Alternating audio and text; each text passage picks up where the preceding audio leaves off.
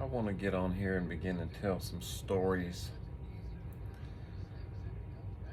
And today's story would be the very best one to start off with. So stay tuned for more stories.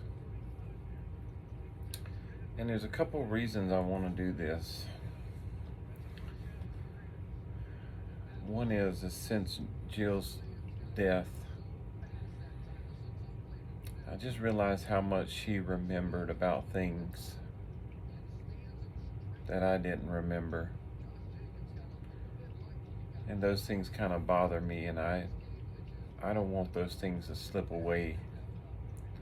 I wish I could somehow go back and find those stories or those memories from her somehow. So that's one of the reasons I want to do these videos and just kind of sit on here and talk. Another one is I just want to get that stuff out, and so that it's always available on these electronic versions, videos, and who knows if my kids grow up, or if in the years to come, who knows, maybe they could pull these up and take a look at them, or also remember with me. And another reason is I think that it's going to be very funny and enlightening into my relationships. More importantly, the relationship I had with Jill for 22 years. And I think a lot of people would love to hear some of these stories that were close to her and us. So this first one I thought I'd kick off with is Colby. Colby is the firstborn that we had together, Jill and I. And he was born on November 13th, 2002. Yes, that is correct. That would be tomorrow is his birthday. And tomorrow he turns 21. It's hard to imagine.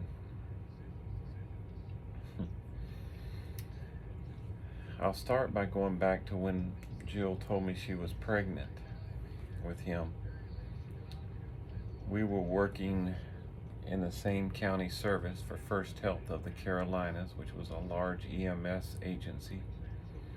And they had the EMS contract for Chatham County, and Jill was a paramedic with them on one unit stationed in one part of the county. And I, at that time, was an intermediate in paramedic school working on another unit at another area of the county. And that was where when we first married, that's what we were doing, working EMS. And sometimes we'd have opposing shifts, but for the most part, we planned our shifts off and we worked the same day, and that was really nice. And it was really, really nice just being us for a while. And like most parents would tell you, the days, before you had kids, things were quite simpler, and you just were able to spend a lot of time with each other. And it was a good thing. She was working on one unit with her partner, and I was on the other side of the county working with a friend called Lon, who incidentally passed away. And we loved Lon. He was just a great guy. And those of you that work Chatham County will know who I'm talking about. But I was working with Lon. He was a paramedic, and I was the intermediate on that truck. And somehow our two units had crossed each other, which happened frequently, whether we're doing standbys together, or we see each other at the hospital, or we would have to go to one of the bases to restock or something like that. And on this particular instance, I saw Jill that day, and she told me, she said, think she just said basically that she had gotten some pregnancy test when they went to the town that day and gotten several of them, and then they all came back positive, and she felt for sure she was pregnant. And I was excited, you know, but at the same time I was like, whoa, it's, you know how it is. It's just like, boy, it really kind of eye-opening. And but overall excitement. And we were driving back to our base at that time. Lon, I'll never forget. He was driving. I was sitting in the passenger seat, and he told me. He said, "You do know what day it is, don't you?" And I was like, "Nah, I don't get it." He's like, "It's April 1st. April 1st." He's like, "It's." And which that would have been April 1st, 2002, because he was born in that November. But he said, "You do know it's April Fool's Day, right? And you don't think she would be tricking you or messing with you?" To which I immediately responded, well, I thought about it a little bit. I was like, you're right. But then I said, I don't think Jill would joke, although she was quite a jokester, but I don't think she would joke about this. And of course, I was right. She was indeed pregnant. And we ended up having a beautiful son later that fall. And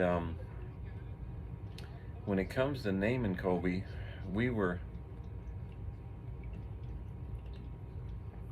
Colby can thank his mom probably for his name, but cause I had pitched names to her. I wanted I thought Stone, or I kind of liked Wolf.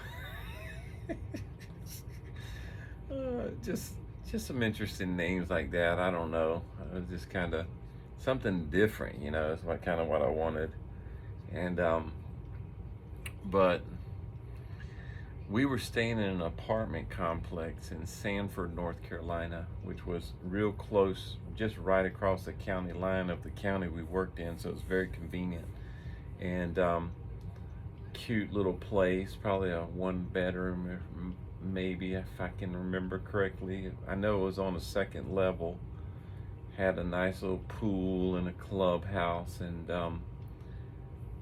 that was where we lived when we first got married, and so it was just perfect for us. Good little couple pad.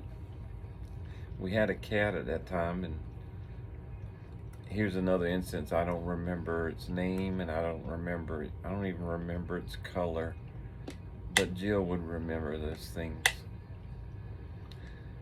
But anyways, I know we had a cat, and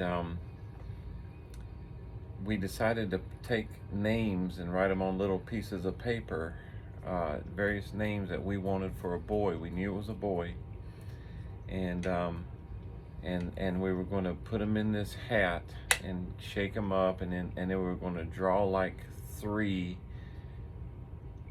and then we were going to put them out there in random, and let whichever one the cat would pick or play with or pat first would be the one.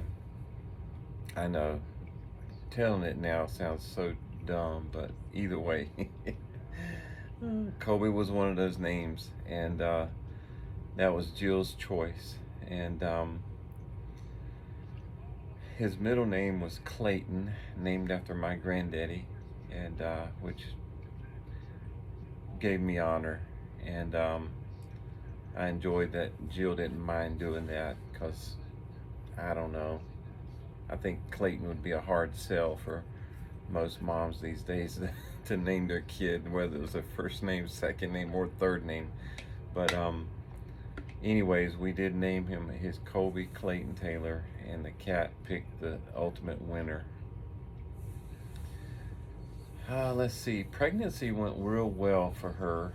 She was always a beautiful pregnant woman, just glowed, and she didn't have much trouble, and she would have told you that she enjoyed being pregnant. Up to a point, obviously, as most all women would probably tell you. I'm trying to think. Our doctor's offices were in Cary, at Rex West, I think was what it was at that time. I have no idea what it is now, but it wasn't far. It was just a shot up the freeway from Sanford, and that's where the doctor's office was in the hospital. Okay, going to Colby's birthday, and this is another thing, is I just can't remember the exact time, which frustrates me. I'm sure it's on his birth certificate, but again, these are the things that I'm finding as moving through grief, things that I just really relied on Jill a lot for this stuff like that, and I don't have that. But I know it was during the day. I want to say it was around 12:38,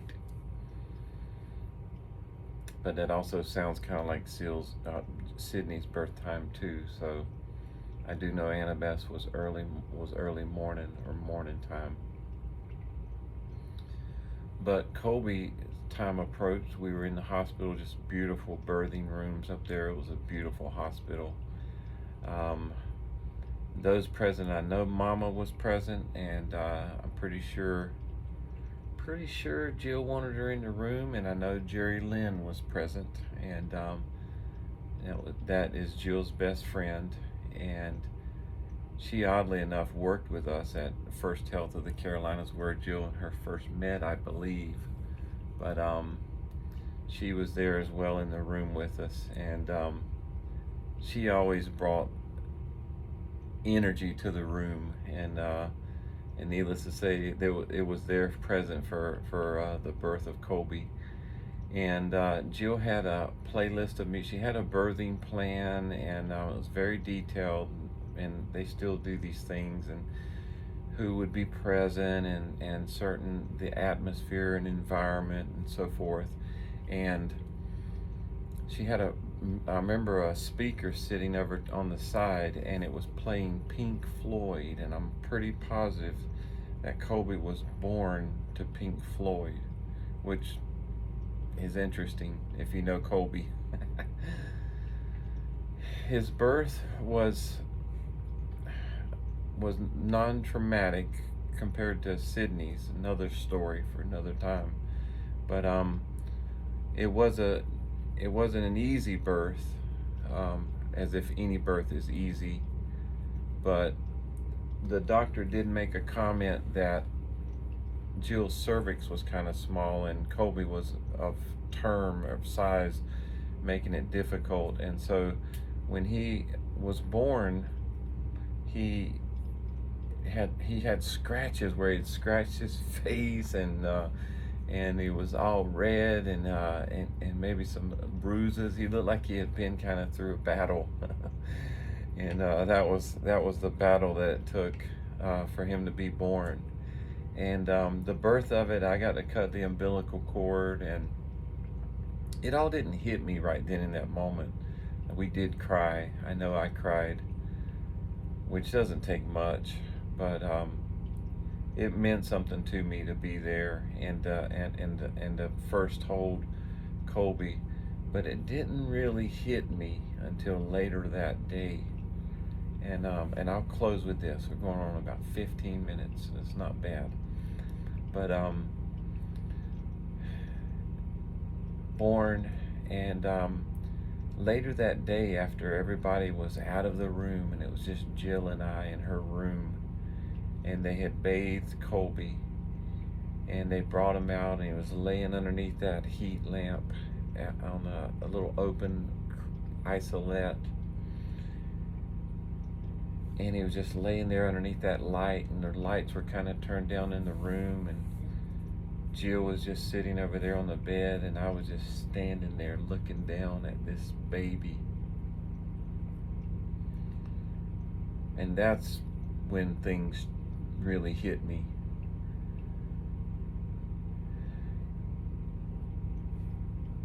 And I guess you wouldn't know anything about this unless you've ever been a father. But something changed within me in that very moment.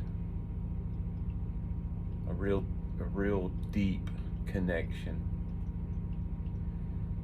And I just remember looking down at that child, this infant, this new life, this completely new identity and completely new life that I and Jill had created together. And I was overcome with emotion. And I immediately began to absorb the task of being a father and this connection. And I knew right then and there, I just knew right then and there that I had to change some things. One of them being that most of my life, I was always kind of a risk taker in the sense that, like most young boys, I just kind of loved to drive fast and go hard and jump out of airplanes and things like that, given the chance, and just, I worked in EMS, and it was an adrenaline job, and it was always filled with risk, and so I just lived that way. And looking down at that baby that night, I realized that I had to be there. I had a real genuine purpose and mission before me, and I needed to be there for this boy, and a connection, and that he was my son and I was his father. It was deep, and it changed me from then on. I'd like to say that I lived up to that for 21 years and continue best I can. And yeah, I also made a commitment at that time to love his mother and to be with her and stay with her, and that we were both going to do this together, and we did.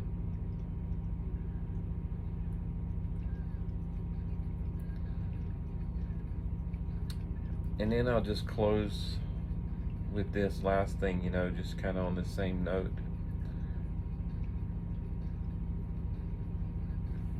That connection and the bond was so strong, and one incident that happened, I won't talk about it much, it's another story for another time, but we thought we had lost Colby.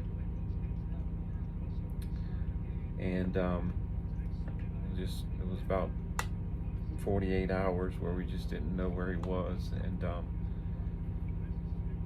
I can count on 3 fingers instances that just totally changed my world, and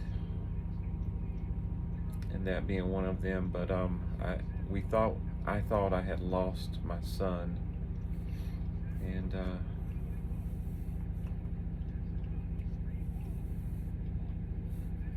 it moved me, and I realized at that time just how much he meant to me, and that I always wanted his safety, and I always wanted to know where he was and to make sure he was all right. And I'm so thankful now as we celebrate 21 years of the man he's become, and so thankful for the many years of scouting, Cub Scouting, Boy Scouting, camping trips, hiking trips, his artistic ability. He's just so much of his mama and so much of me, and I'm just so grateful for him. Happy birthday, Colby. I hope you have a wonderful day, and know that I love you, and your mama loves you too.